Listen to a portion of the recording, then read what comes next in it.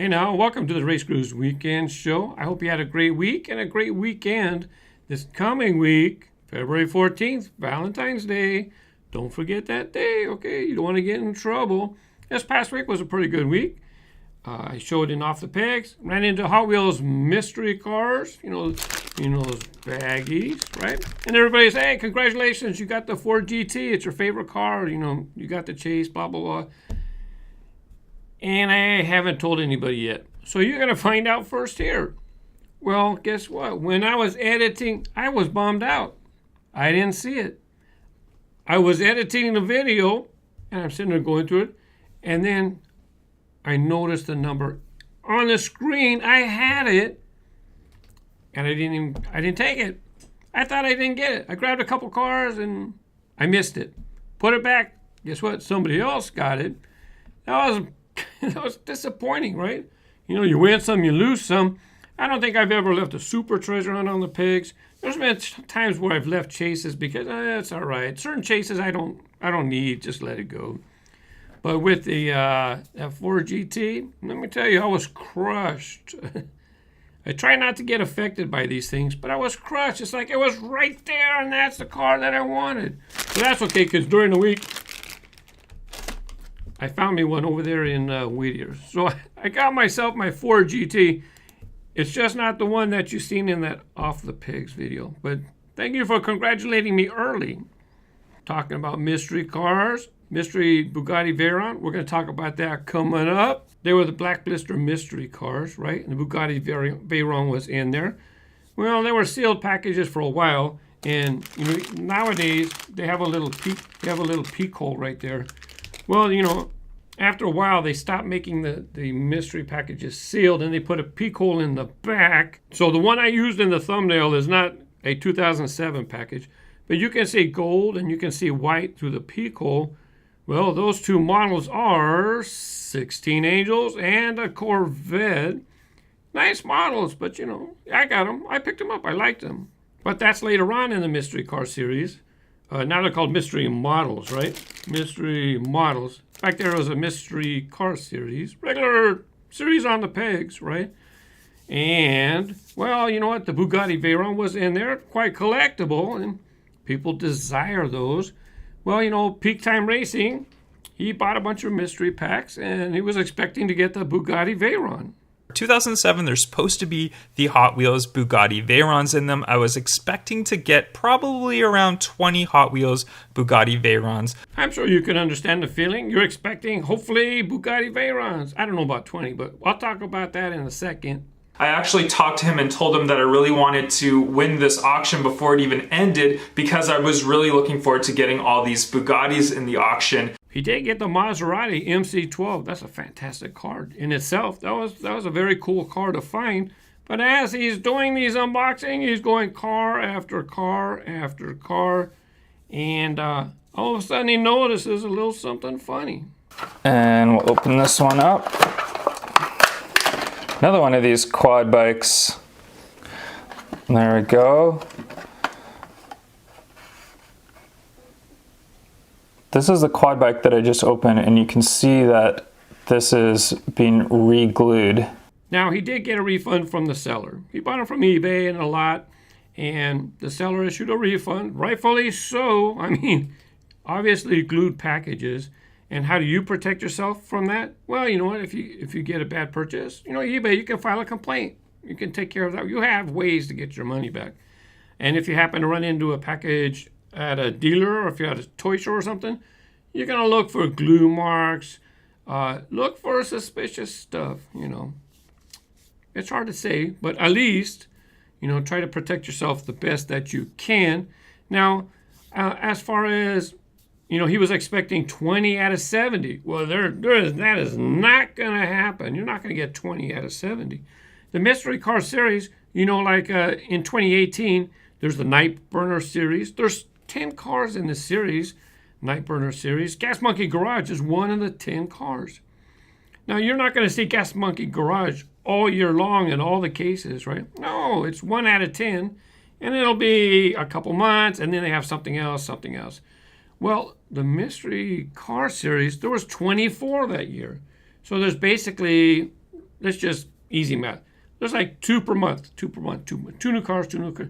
It's not that simple. There's some overlap, but well, if there's like two per month, and mystery cars is the Bugatti's one of them, well, it's only going to show up during a different time period. To whatever time period it was in the cases, that's when it's going to show up. Let's say it was in the March mix. Well, what if a guy buys 1,000 mystery cars in September, expecting to find the Bugatti? The Bugattis were in the mix months before that. There's something else later on in the fall. So, don't buy 2007 mystery packs thinking the Bugatti's going to be in there. It was just another series, and they were only released during there's two colors, white and yellow, but they were only released during a certain time period. He had fun opening his packages. Was he really looking yeah, he's looking for a Bugatti Veyron. He could just buy one off of eBay, right?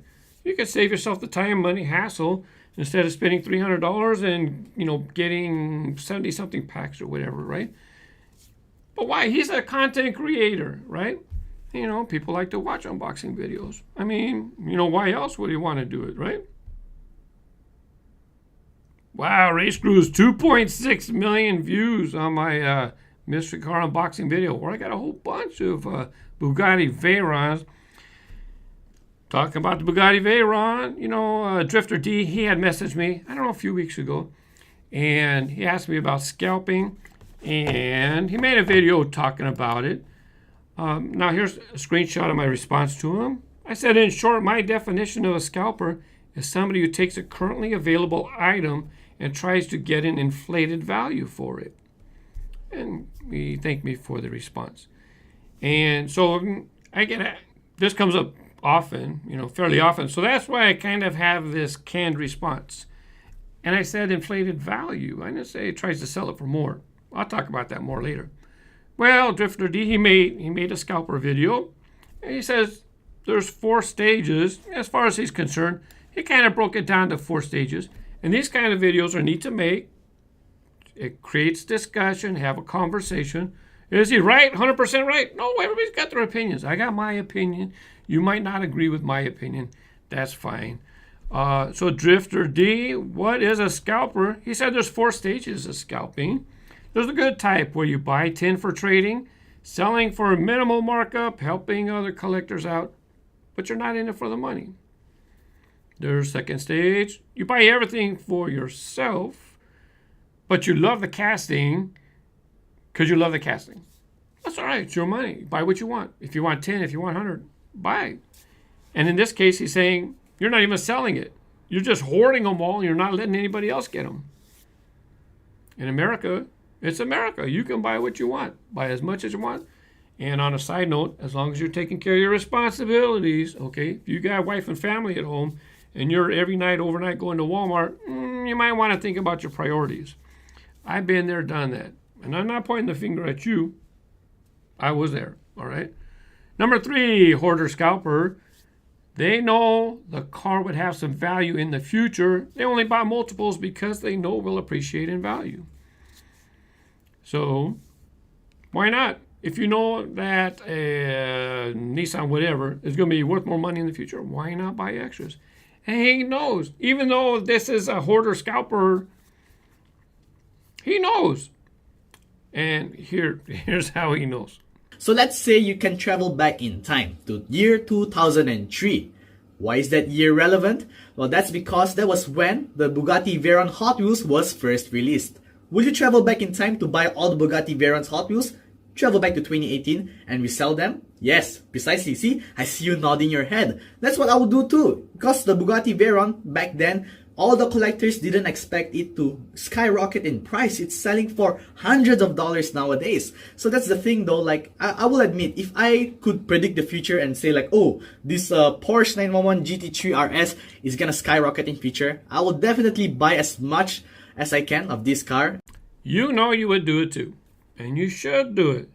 If there's a Datsun wagon and you know it's going to be worth $10 forever, and you see 5 of them, you should buy 5 of them. Maybe you can hook somebody up. Maybe you can sell them. Maybe you can trade them for a super. You found them, right? Stores are not museums. You find them, you can buy it, it's yours. That's up to you. I'm not gonna have any complaints. Now people are gonna say, yeah, but you're not sharing. But nobody complains when it's the fantasy cars, right? If someone were to buy all of the surf crates, right? If someone were to buy all of the surf crates, people wouldn't even care for the most part. It's not a hard model to find. Go ahead, clear the pegs. Thank you very much. People only complain when it's a popular model. So I kind of summarized his 4 points. You can check out his video if you want. Now, stage 4. Can't forget stage 4. He said 4 stages. Buy 10 and immediately sell online for a huge markup. It's America. He can do it. And he's saying don't support these people. Yeah, you're right. You're right. But sometimes time is money, right? If that guy over there spends all his time getting those cars, how about I keep working? I keep making my money, and then I just buy the car done, and then I could keep earning my living. I don't have to waste time going to look for a car. It's up to you what you want to do. My perspective, but it depends on the scalper value. If it's a Datsun wagon and you know it's always going to be worth X amount of money, sometimes you just buy it now. That's all right. And I have one more thing to add, and this is why I use the term inflated value. I have a term called scalper trading. I don't think I've ever mentioned it in a video, but it's a term I use, scalper trading. It's when somebody finds a car right now, hard to find because it's just barely showed up, but yet they try to scalp it or trade it for something that's definitely worth more. The only reason the item he has right now is worth $10 is because they're barely out there, just barely started showing up. If you wait, it's not going to be worth $10 in the future. I don't have anything exactly here. So scalper trading, somebody trying to take an item, a currently available item, and to flip it for a higher value. That's my definition of being a scalper. If you're a scalper, I'm not saying it's a bad thing. We're just talking about terms here. If you want to call me a scalper, you can call me a scalper. I don't care. I don't sell anything, but if you want to call me, I don't care. Because if I have the opportunity, I might. And if I decide to do it, I can. I spent the money. Anyways, that was a different opening segment. Talk about a couple of other creators. Interesting. My mystery car, his mystery Bugattis. He talked about the Bugatti. Kind of made an interesting opening segment. Coming up next, got some changes to Epic Track Battles. Coming next.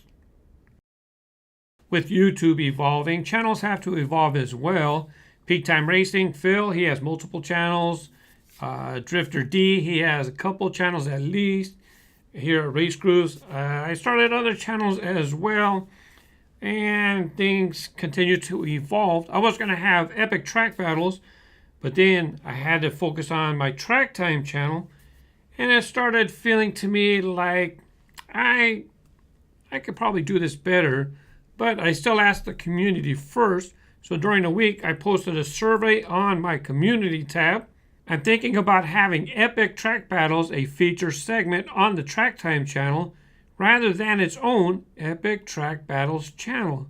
I have other features that are going to appear on Track Time anyway. What do you think? Should I make Epic Track Battles a feature on the Track Time channel? Should I keep Epic Track Battles separate? I don't care. Just keep making track videos. And you can see the statistics. Overwhelmingly, 71% make it a feature on the Track Time channel. Not only that, 24% don't care. So 95%, only 5% wanted to keep Epic Track Battles a separate channel. Well, it's going to be a feature on the Track Time channel. I'll have to put up a video over there on Epic Track Battles saying, close, subscribe to the Track Time.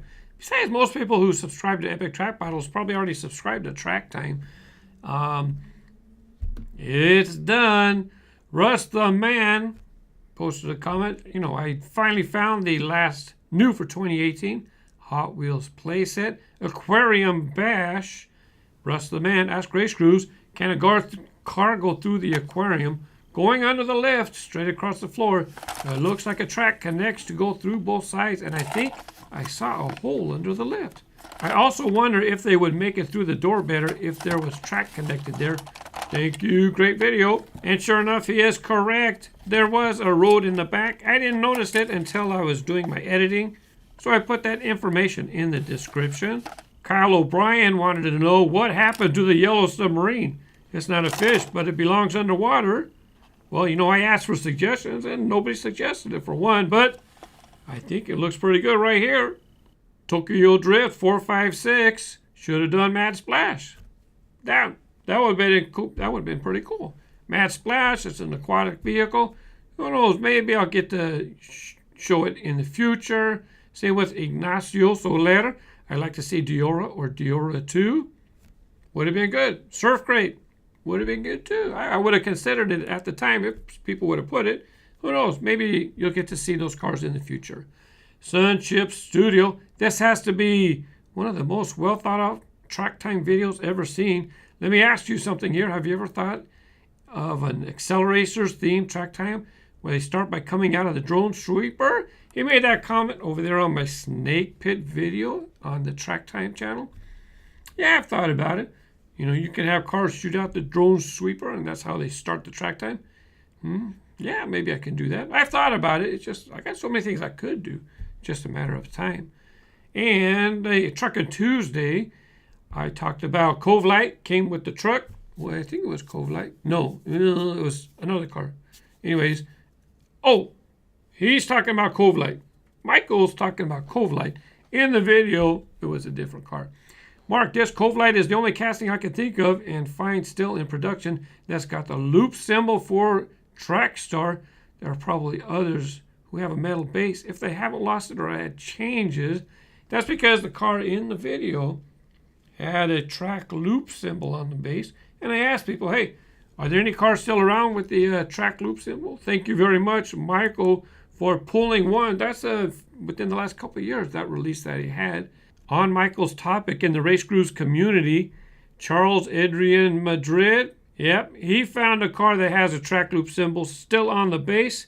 Tigre, usual Mike Television, thank you for sharing the pic of the Challenger review.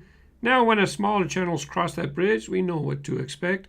Also like to mention, I love this old school 68 Hot Wheels. I'm glad you like the red lines that I showed. And I'm looking forward to the 50th anniversary ones. Yeah, me too. And with YouTube changes, we're talking about even my smaller channels, right?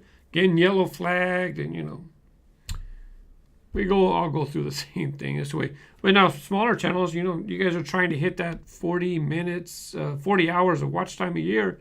By the way, Track Time channel made it. I already have the requirement, so my Track Time channel will be monetized. Off the Pegs is monetized, and Epic Track Battles not monetized, and it's not existing. Well, it's still there. It's still mine, but you know, anyways. Gaming Orange, keep up your good work. I'm a big fan of your channel. One of the best things that you do is reply to a lot of comments, which no other YouTuber does. Never stop making videos. My favorite videos are the ones showing tracks. Thank you very much. I try to reply as much as I can, especially if it's a thoughtful comment. And at the minimum, I do try to leave hearts for people who leave thoughtful comments, okay? If I don't leave a heart, don't take it personally, but try to leave better comments. If you want a heart, it's something special, right? Cameras, music, and gaming land. Last week, I talked about one of my videos had an issue with the name of the car. Score beep. I kind of chuckled a little bit. Yeah, it was kind of fun to put in those beeps to bleeping out the last section of score. I'm not going to say it again. Hey, Captain Kipper, he showed me a picture of the pegs in his area, and he posted Walmart. As a matter of fact, this is Walmart Canada, because he showed me another pic, and I seen Majorette, and that's how I knew he was in Canada, because Majorette is sold in Walmart up there in Canada. Here in the USA, Majorette is sold at Toys R Us. But when he showed me this one here, I seen that Adventure Force. I thought, Adventure Force? I've seen that set though. That's not Adventure Force, right? Here at Toys R Us and at discount stores, that same set. Yep, look, same set. Well, it's not Adventure Force. It's called Zuru Toys. No, Zuru, Z-U-R-U. I don't see anything saying Zuru Toys. But, you know, Maisto, they got a lot of brand names, so I'm not surprised. So I did pick that up. Sometime I'll do that for a review. I also picked this up. Check it out. Dragon. I love Dragon. Has padded horns. Has the things. I showed a picture on Instagram. Also, there was a Gravedigger and there was a Monster Mutt. Look, he's got his dragon wings or ears. I'm not sure what these are. So I picked one up for me. Yeah, it's kind of small, maybe like a yarmulke. But I couldn't resist, man. The colors are fantastic. I didn't buy the Gravedigger hat, but I did buy the Gravedigger 124 flat black. Wow, this thing looks fantastic. And by the way, Titan, you might have seen this Titan in the 164 scale. Well, now the large 124 has that same yellow kind of spectroflame type color. Pretty cool. But I think my best find was actually getting that Ford GT.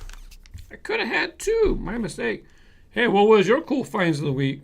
Post a comment. I'll be checking them out. Thanks for watching another episode of The Weekend Show. Bye-bye.